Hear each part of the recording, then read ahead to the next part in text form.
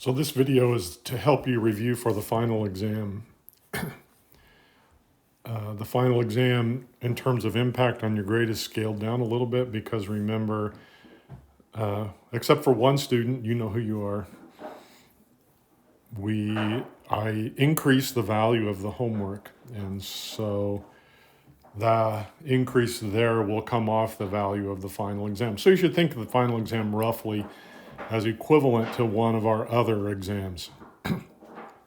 Speaking of which, I have exam 4 almost all graded. I should have it graded sometime this weekend, and as soon as I do, I'll post the scores on XYZ homework.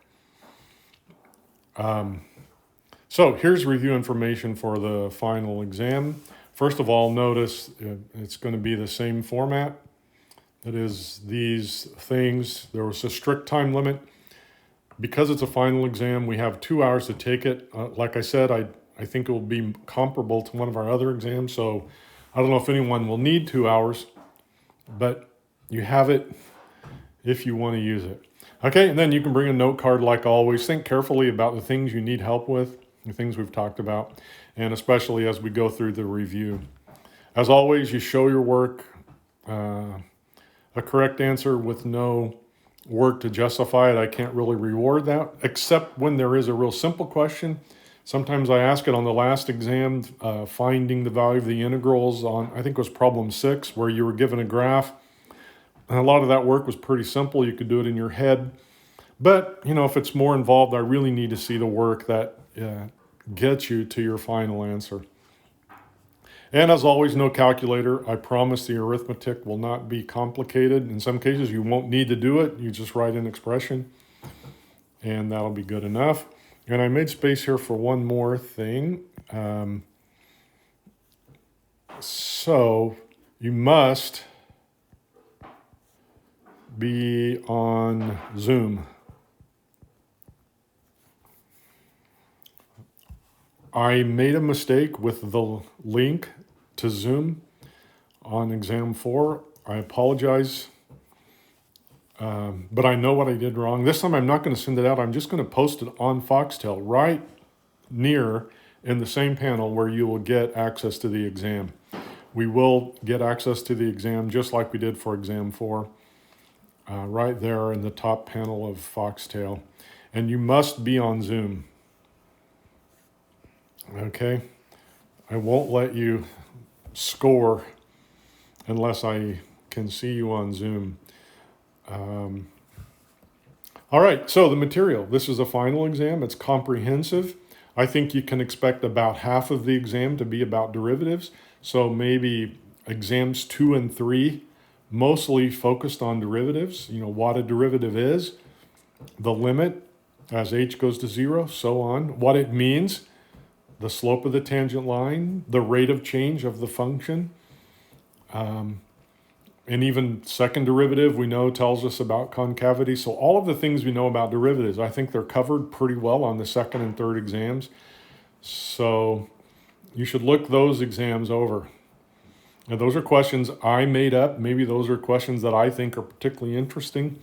And so you should pay special care. And I know I've posted solutions to them, and I believe they're still live for you on XYZ. If not, I can make them live. The other half is going to be about integration. So we're tested over it. We're not going to learn anything new, so you ought to have a pretty good idea of what's going on there.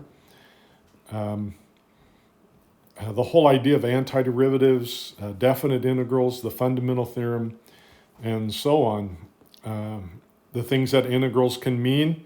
Mostly we know about area, but we did see that, for example, they could tell us distance for a moving object, and also just in general the net change of some object if we know the rate at which it's changing. Okay, and finally I'll say there are no strictly review problems. Remember exam 1, about half of the exam was review, the topics we reviewed in class. And I can say on this exam every question will have a calculus context. So you may have to do the things we did on these review problems, but you'll be doing it in the context of a calculus problem. So I missed a little bit of information here. Let me highlight it. I say it's about half derivatives, half integration, but we also learned some things about limits. Now, we use limits to define derivatives. We use limits to define integration. So, at least indirectly, limits are covered when I list these two main topics, derivatives and integration. But we learned some things about limits, L'Hopital's rule, limits at infinity, things like that, some important limits that we highlighted that a good calculus student always knows and remembers. So again, let's see. Actually, the first exam had a lot of problems dealing with limits. And then the third exam, because we had covered L'Hopital's rule, had some limit problems as well. And, it'd be good for you to know that the derivative is defined as a limit. And maybe to be safe, you could write that definition on your note card if you have space. Also, a definite integral is defined as a limit. So even if there's no specific limit question, there are limits embedded in the two main topics, derivatives and integration.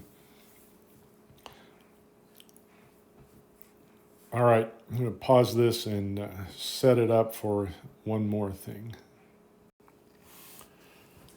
All right, so I have some ideas here about how you can study. Most of these you would probably think of yourself, but I'll list them out here, put them on the videos. So the first thing, like I said before, is review the prior exams. I mean, these are exams that I made up. So maybe they focus on questions that I think are more interesting or more important. So start there. And then review homework problems. We have a ton of homework problems in our XYZ system.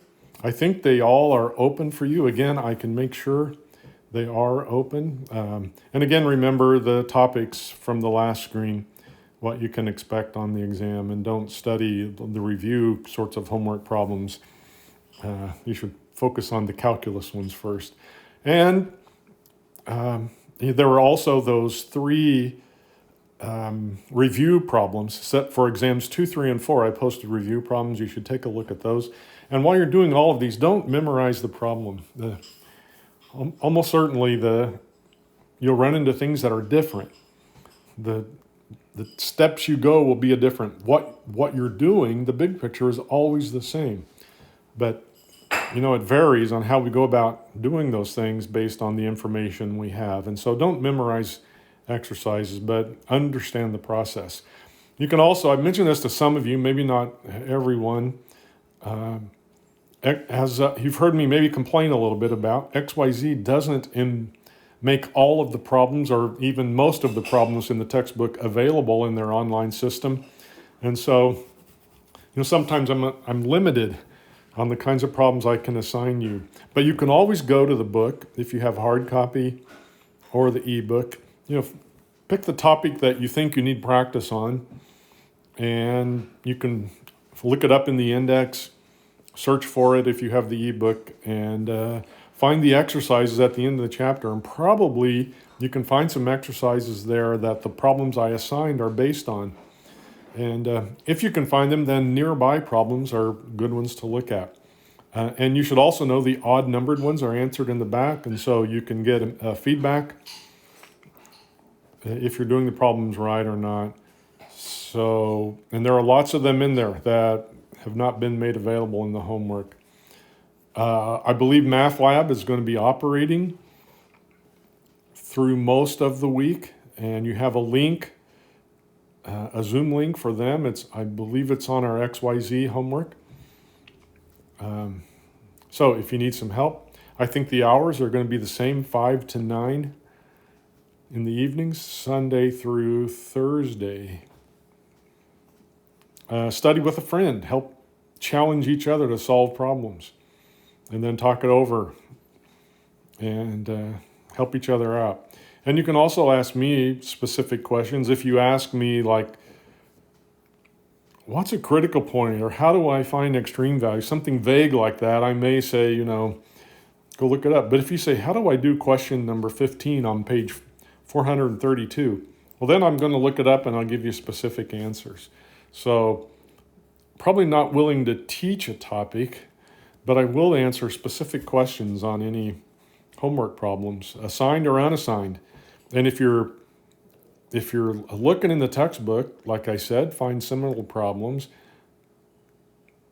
especially, and you run into problems, let me know, because some of those problems, they're good problems to do maybe, but they might be too difficult, too involved, take too much time to put on an exam, be more suitable for homework. And so let me know, and I can let you know if it seems like it's a reasonable exam question, and then we can dig into it a little bit, or maybe I'll say, well, that's a good question, but for a different place than a final exam. All right. So I've listed some specific things you should know about information we can get from the derivative. So we know what it means. Let me write also, like I said before, you really ought to know the definition. I did ask you a question about it on one of the exams, maybe the first one. But you should know it. I'm not going to ask you to compute a derivative by the definition, but I think it's just a good thing to know. And then, what it means. Why do we make this definition? Because of what it tells us, the slope of the tangent, or the rate of change, or the velocity when we have a motion problem. And then some important things we can get from the derivative. We talked about critical points and how they identify with extrema. And let me add a couple of things here. The FDT and the SDT, first derivative test, second derivative test. You should know how to run those and what they tell you. And also from the derivative, we get increasing and decreasing. From the second derivative, we get information about concavity. And then we put all of this together to solve applied optimization problems. And remember, we have those two methods. You should review them when they apply and how to work them. And then finally down here we have like the motion where the first derivative is velocity. We have a position function, and then its derivative is velocity, and its derivative is acceleration. I said finally, but there's one more thing over here, and that is we learned the first kind of applied problems we looked at were related rates. Thinking about that reminds me of another topic, and that is we used it all the time once we learned it, and it doesn't start with an A.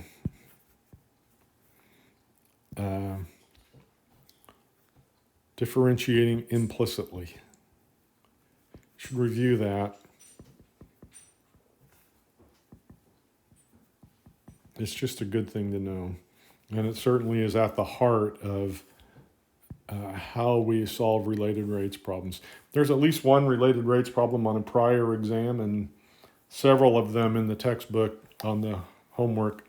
So pick out a few and see if you can do them. Maybe I'll do one here shortly just to give you an immediate refresher.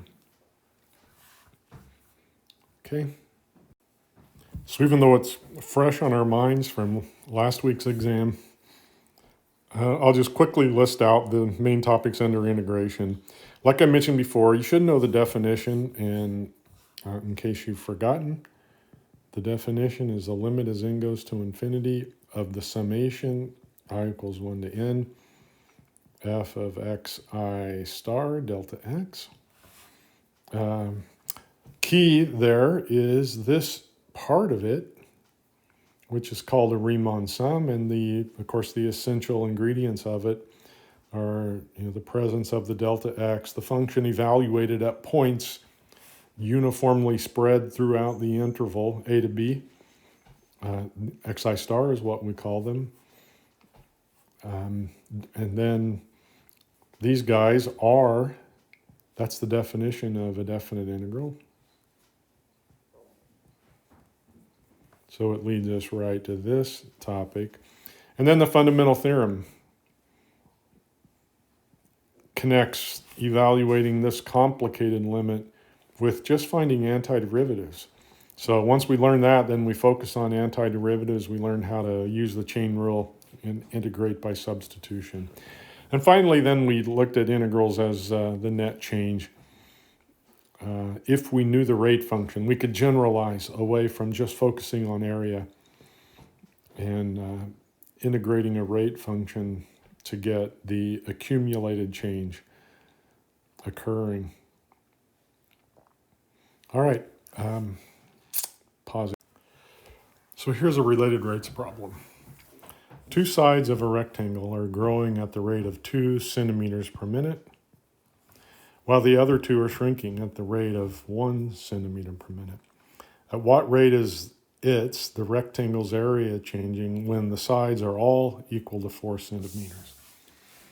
Okay, so we want to draw a picture. We got a rectangle, and let's say these sides are x and these are y.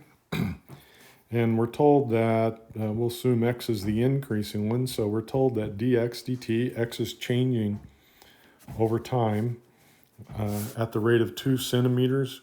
Our units are centimeters per minute, and there's no trick, as I promised you. And the other one, they're shrinking, so it tells us the derivative is negative and -1. So I've encouraged you on any problem I ask you to do to underline the verb.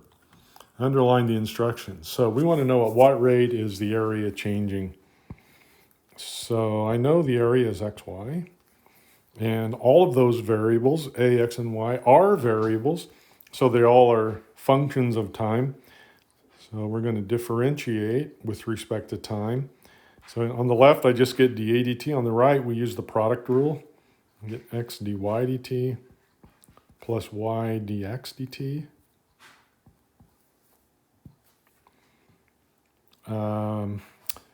So we want to solve for this guy.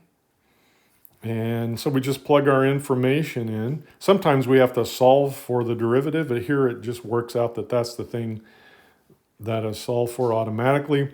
So we'll plug our values in. Remember, both sides have length 4, so we're going to take 4 for x, and then dy dt is -1. And y is also 4. And dx dt is 2. So we get 4. The units would be centimeters squared per minute. All right, -4 plus 8. So at the instant where this thing is a square, the x's have grown up to length 4, the y's have shrunk down to length 4, then the area at that instant is changing at the rate of 4 square centimeters per minute. All right, that's our answer. We did it. And again, you can find lots and lots of problems. I'm not going to be real exotic on the geometric objects you might encounter. If it's too crazy, I would give you a formula.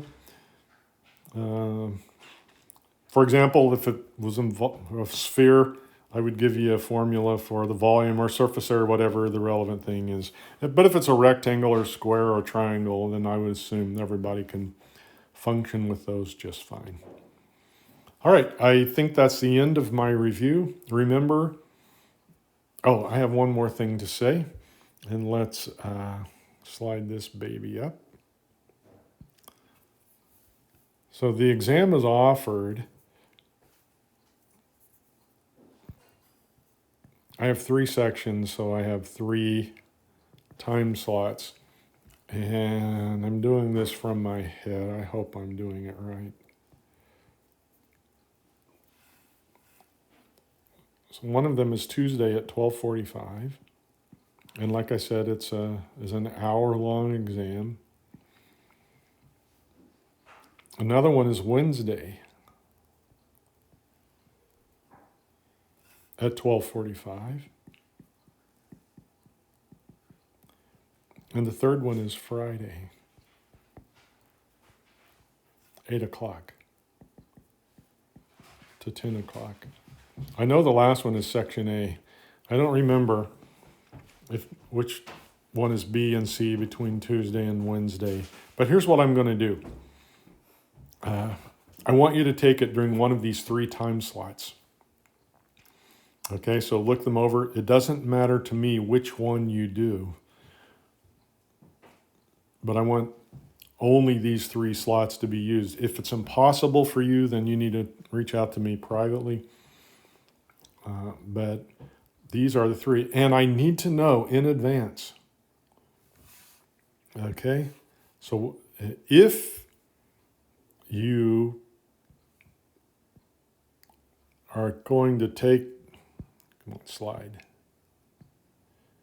the exam during your time slot, and you will know if you're scheduled for Tuesday or Wednesday, then you don't need to do anything. I'll set it up for you to get the exam.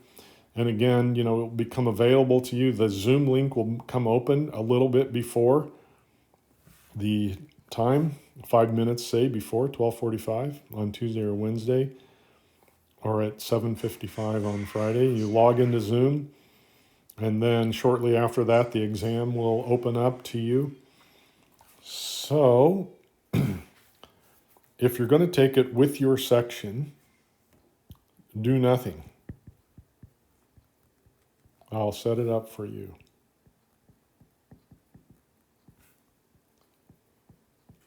If you want to move sections, and again, if you're in B or C, you need to take a look at like which one of these it is. I should know, but okay, if you want to switch, then I need to know.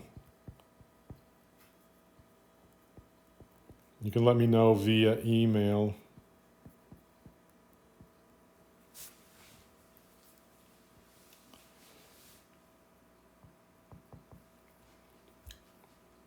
Okay, and you can let me know through Monday. Say Monday at 5. Monday at 5 we'll lock in the times that everybody is going to take the exam. Okay, I think that's all I have. Happy studying. Do your best. And then have a wonderful break. And hopefully we'll be able to see everybody face to face in the spring. Some of you likely will be in my classes in the spring. So we'll take another run at it with the next 5 chapters. All right. See you next week.